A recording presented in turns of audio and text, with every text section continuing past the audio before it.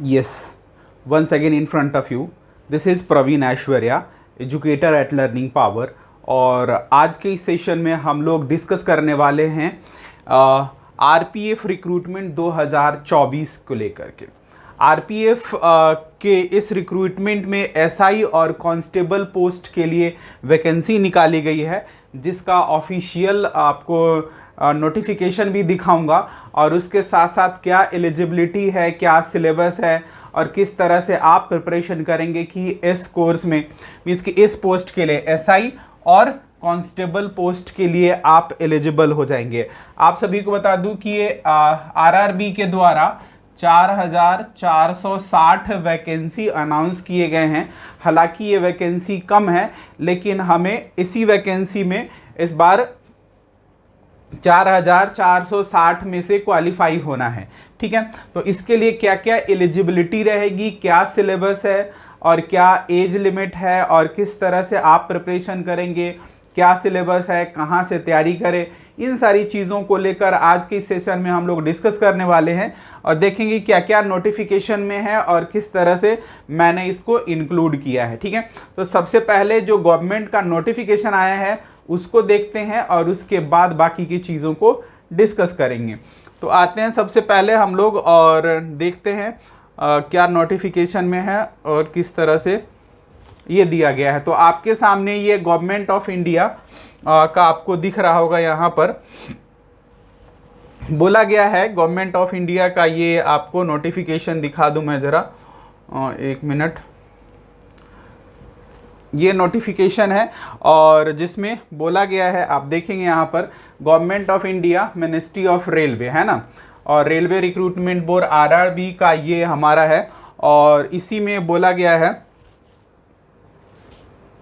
RRB के द्वारा centralise employment notice है ना, ये नोटिफिकेशन है रिक्रूटमेंट फॉर सब इंस्पेक्टर्स कॉन्स्टेबल्स इन रेलवे प्रोटेक्शन फोर्स आरपीएफ। ठीक है, आरपीएफ के लिए ये हो गया रेलवे प्रोटेक्शन फोर्स। और इसमें क्या बोला गया है कि जो इसका जो पोस्ट है वो दो पोस्ट के लिए है, एक सब इंस्पेक्टर आपको दिख रहा होगा यहाँ पर और दूसरा यहाँ पर कांस्टेबल। इन दो पोस्ट के लिए आप वैकेंसी निकली है और इसकी एलिजिबिलिटी क्या है इसको भी डिस्कस करेंगे आने वाले अगले स्लाइड में। उससे पहले जो फॉर्म की ओपनिंग डेट है वो आप देखेंगे यहाँ पे, तो 15/4/2024 से ये शुरू हो गया है और जिसका लास्ट डेट रखा गया है 14/5, मीन्स कि ये अप्रैल 15 से लेकर के ये मई 14, तो ये मई 14 मई तक इसकी वैकेंसी है, मीन्स कि इसकी लास्ट डेट है जिसको आप फॉर्म फिलअप कर सकते हैं। तो ये आप लोग ज़रूर भर दीजिएगा। जो लोग मेरे साथ पहली बार इस नोटिफिकेशन को देख रहे हैं इस फॉर्म को भर दीजिएगा। ठीक है, अब बात करते हैं आगे कि किस तरह से वैकेंसीज़ है और क्या आपकी एलिजिबिलिटी रहेगी इस वाले में उसकी। तो आप आते हैं यहाँ पर, हम लोग देखते हैं जो हमारी एलिजिबिलिटी है वो क्या है, वो सबसे पहले देख लें और फिर आगे बढ़ेंगे। तो यहाँ पर ये रहा, बोला गया है यहाँ पर जो एज लिमिट है, जो हमने लास्ट डेट देखा ये 15 तारीख। ठीक है, उसके बाद ये यहाँ पर है वैकेंसीज। तो देखिएगा, ग्रेजुएट फ्रॉम रिकॉग्नाइज यूनिवर्सिटी किसके लिए बोला गया है, ये आरपीएफ के लिए बोला गया है कि अगर आप आरपीएफ में एसआई सब इंस्पेक्टर के पोस्ट पे अपना अप्लाई करना चाहते हैं तो एजुकेशन क्वालिफिकेशन क्या होगी, graduate from a recognised university. ठीक है, एक रिकॉग्नाइज्ड यूनिवर्सिटी से आपको ग्रेजुएट होना पड़ेगा, जिसके लिए एज लिमिट दिया गया है 20 से 28 साल और वैकेंसी कितनी है 452, 452 पोस्ट एसआई के लिए है और बाकी सारे पोस्ट जो हैं वो कांस्टेबल के लिए। आप कांस्टेबल यहाँ पर देख सकते हैं और कांस्टेबल के लिए जो एलिजिबिलिटी दी गई है वो 10th पास और equivalent from recognised board by the government of India. ठीक है, तो इस तरह से ये कांस्टेबल के लिए है और कांस्टेबल के लिए एज लिमिट जो दिया गया है वो 18 से 28 दिया गया है। तो जो लोग 18 ईयर्स के हो चुके हैं और क्या 10th पास, सिर्फ क्या मांगा है कि 10th पास होना चाहिए। और वैकेंसी कितनी है, 4208 वैकेंसी दी गई है, किसके लिए, कांस्टेबल पोस्ट के लिए। तो ये बहुत अच्छी अपॉर्चुनिटी है उन लोगों के लिए जो लोग 10th क्वालिफाई किए हैं और एक गवर्नमेंट जॉब की तलाश में है, ठीक है। तो ऐसे में आरपीएफ जो है आरआरबी के थ्रू एग्जाम कंडक्ट करवा रहा है। इस एग्जाम को क्वालिफाई करके आप भारतीय रेलवे में, जो कि बहुत ही मीन्स कि भारत का सबसे बड़ा ट्रांसपोर्टेशन सिस्टम है इंडियन रेलवे का, उसमें आप रेलवे के प्रोटेक्शन फोर्स में ज्वाइन कर सकते हैं, ठीक है। अब आते हैं मोर इन्फॉर्मेशन के बारे में कि इसमें और क्या क्या इन्फॉर्मेशन दिया गया है, तो उन सब के बारे में बात करेंगे यहाँ पर। तो और क्या क्या इन्फॉर्मेशन है वो देखिए। तो यहाँ पर एज लिमिट की बात की गई है। हालांकि यहाँ पर ओपनली हमने देख लिया कि 18 से 28 साल का एज लिमिटेशन है कांस्टेबल के लिए। तो दूसरी चीज़ों पे आते हैं, फिजिकल मेजरमेंट पे। तो फिजिकल मेजरमेंट को भी हम लोग अभी डिटेल से देखेंगे, क्या हाइट और क्या आपके वो होने वाले हैं उन सभी को, ठीक है। तो ये अभी हम लोग दूसरे स्लाइड में देखने वाले हैं। फ़ी की बात की गई है, एग्जामिनेशन फ़ी की। तो सभी कैंडिडेट को यहाँ पर जो फीस बोला गया है कि for all candidates except categories mention below, out of the fee of 500 rupees, an amount of 400 shall be refunded duly, deducting bank charges as applicable on appearing in the CBT। Computer based में जब आप क्या कहते हैं participate करेंगे, appear हो जाएंगे, उसके बाद आपको 400 रुपया रिफंड कर दिया जाएगा, ऐसा इन्होंने रूल बनाया है। For candidate who belonging to SC ST, ex serviceman, female minorities और इकोनॉमिकली बैकग्राउंड क्लासेस, तो इन सभी के लिए जो रखा गया है वो 250 रुपये रखा गया है। और जब आप अपीयर हो जाएंगे कंप्यूटर बेस्ड टेस्ट में तो ये 250 के 250 आपको रिफंड कर दिया जाएगा, ऐसा इनकी पॉलिसी है, ठीक है। अब आते हैं यहाँ पर, बोला कि only candidate who attend CBT will get the refund for their examination fee as mentioned above, ठीक है। तो वैसे लोगों को ही ये रिफंड किया जाएगा जो लोग CBT में पार्टिसिपेट करेंगे, अपीयर होंगे, उन्हीं को रिफंड किया जाएगा। जो लोग बस ऐसे ऐसे मजे मजे के लिए फॉर्म फिलअप करेंगे उनको कोई रिफंड नहीं मिलेगा, ठीक है।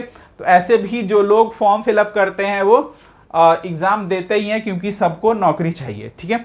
बट फिर भी ऐसा कानून है तो ये आपको फॉलो करना पड़ेगा, आपको ऐसे ही दिया जाएगा। अब हम लोग आते हैं आगे क्या क्या का बोला गया है उन सब के बारे में देखते हैं। तो यहाँ पर अलग अलग बोर्ड में अलग अलग दिया हुआ है इन्फॉर्मेशन।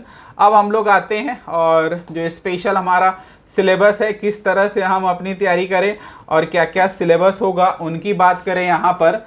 तो ये हमारा सिलेबस आएगा अब, और देखेंगे कि क्या क्या सिलेबस है और डिटेल से हम लोग जानेंगे कि किस तरह से हम अपनी तैयारी करें और क्या क्या सिलेबस हो सकता है हमारा, उसके बारे में देखेंगे। तो यहाँ पर आप सभी को पता ही है कि जो रेलवे है आरपीएफ की ये वैकेंसी जो है बहुत कम निकाला है, जैसा कि मैंने अभी आपको बताया। तो अब आते हैं हम लोग यहाँ पर आरपीएफ रिक्रूटमेंट 2024। आपको सिमिलर वही चीज़ दिख रहा है यहाँ पर जो हमने पहले डिस्कस किया है, बट आगे चल के हम लोग इसमें सिलेबस की भी बात करेंगे। बोला गया है कि रेलवे प्रोटेक्शन फोर्स जो है ऑनलाइन एप्लीकेशन स्टार्ट किया है, जैसा कि मैंने आपको नोटिफिकेशन दिखाया 4000 पोस्ट के लिए। और ये कहाँ से आप फॉर्म फिलअप कर सकते हैं, तो इसकी वेबसाइट देख लीजिए। 14 मई तो इसका लास्ट डेट था, जो कि मैंने आपको बताया कि 14 मई 2024 जो है इसका लास्ट डेट है।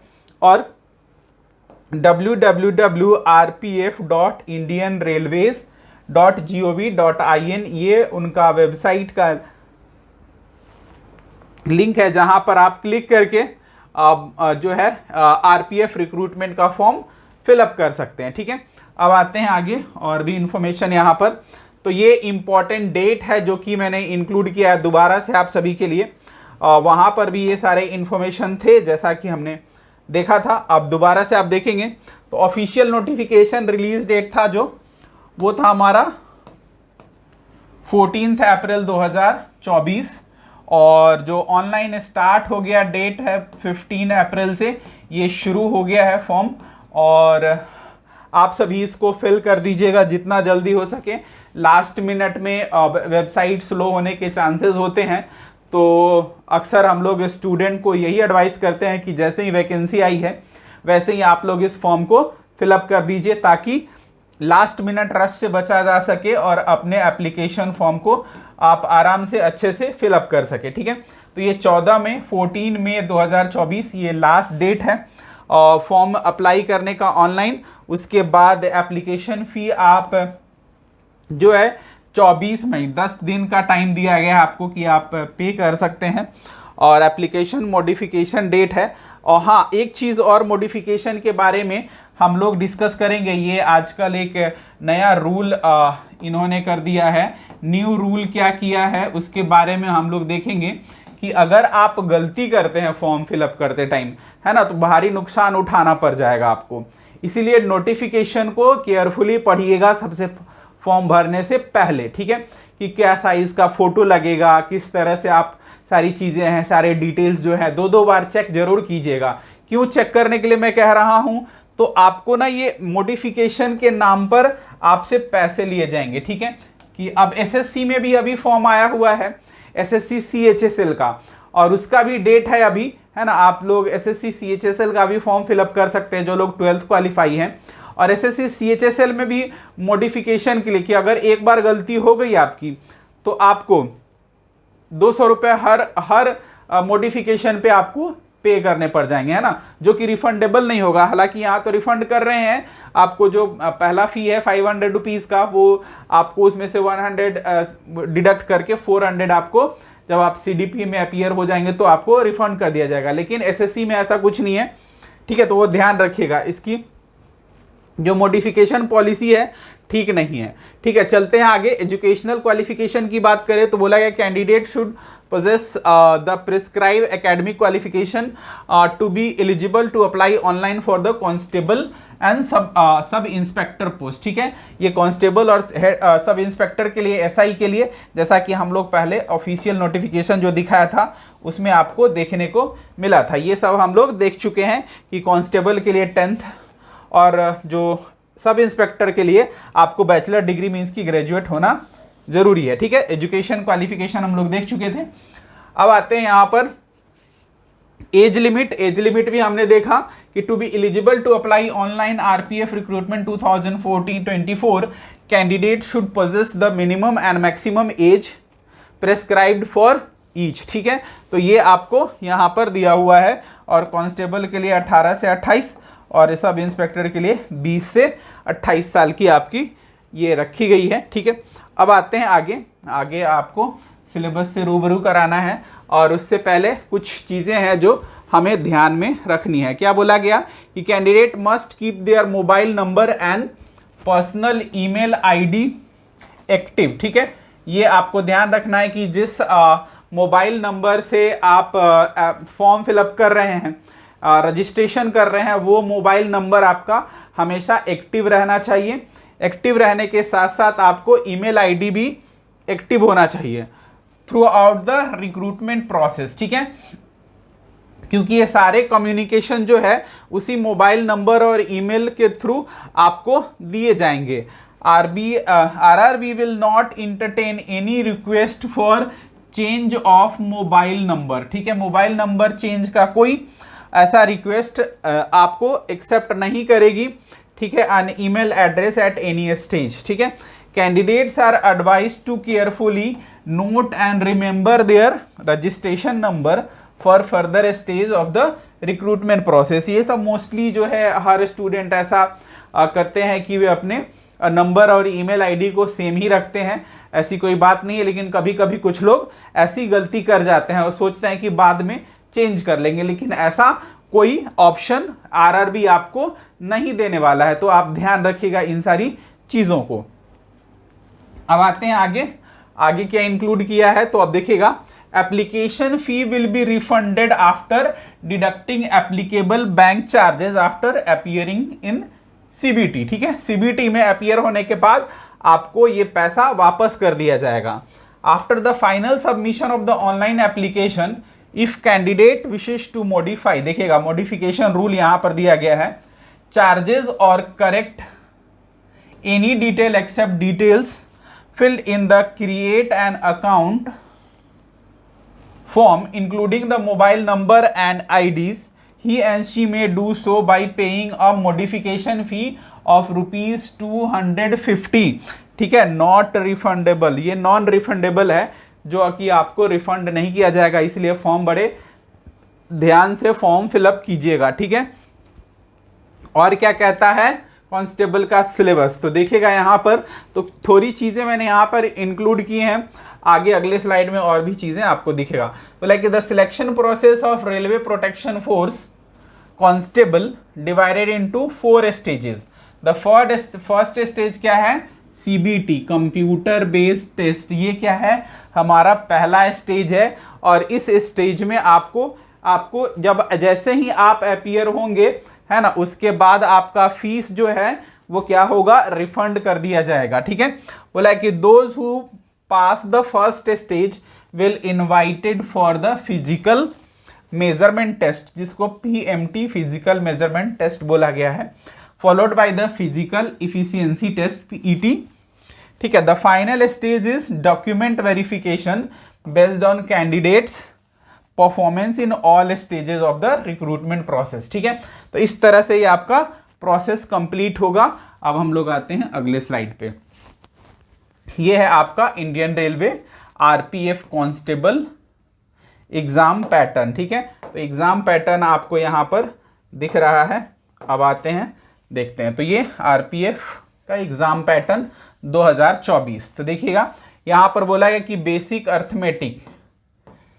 अर्थमेटिक कितने मार्क्स, नंबर ऑफ क्वेश्चन 35, और मार्क्स कैरी करते हैं, ये भी 35 मार्क्स कैरी करते हैं, ठीक है, 35, ठीक है। उसके बाद है general intelligence and reasoning ability, ये भी 35 क्वेश्चंस होंगे, और इसके लिए आपको 35 मार्क्स डेडिकेट किए गए हैं, ठीक है।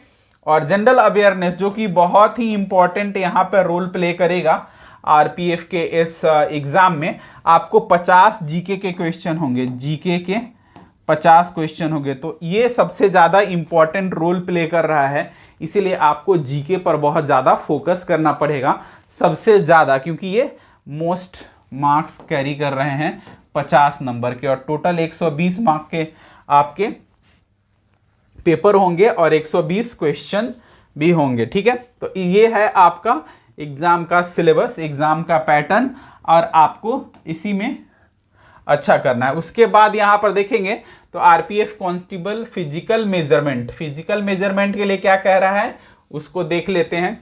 तो यहाँ पर अलग अलग कैटेगरी दिए हुए हैं, अदर और ओबीसी के लिए, जो मेल के लिए 165 हाइट दिया गया है, और एससी एसटीज के लिए 160 है, ठीक है।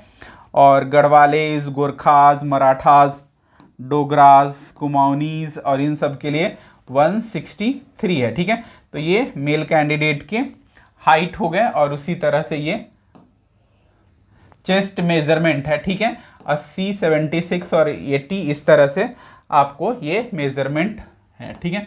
तो ये था हमारा और एसआई और कांस्टेबल के इस पोस्ट के लिए जो इन्फॉर्मेशन जो कि मैंने आपसे शेयर किया। अब हम लोग बात करते हैं कि यदि आप इसका प्रिपरेशन करना चाहते हैं तो आप इसका प्रिपरेशन कैसे करेंगे उस पर बात कर लेते हैं। तो सबसे पहले तो आप हमारे साथ ऑनलाइन और ऑफलाइन दोनों मोड में क्लासेस कर सकते हैं। ऑनलाइन क्लासेस के लिए आप हमारा ऐप डाउनलोड कीजिएगा। ये ऐप आपको लर्निंग पावर के नाम से प्ले स्टोर पे मिल जाएगा, और वहाँ से एप्लीकेशन डाउनलोड करने के बाद आप हमारे ऑनलाइन कोर्सेज में इनरोलमेंट करा सकते हैं, ठीक है। और ऑफलाइन क्लासेस के लिए हमारे बैचेस शुरू हो गए हैं, और आप सभी इस बैच में भी इनरोल करा सकते हैं। ऑफलाइन क्लासेस के लिए आपको करना क्या होगा कि ये जो ऑनलाइन क्लासेस के लिए आप ऐप डाउनलोड करेंगे, वहीं पे आपको चैट बॉक्स मिलेगा। उसी चैट बॉक्स में आप डिटेल आप पूछ सकते हैं, आपको सारे इन्फॉर्मेशन दे दिए जाएंगे।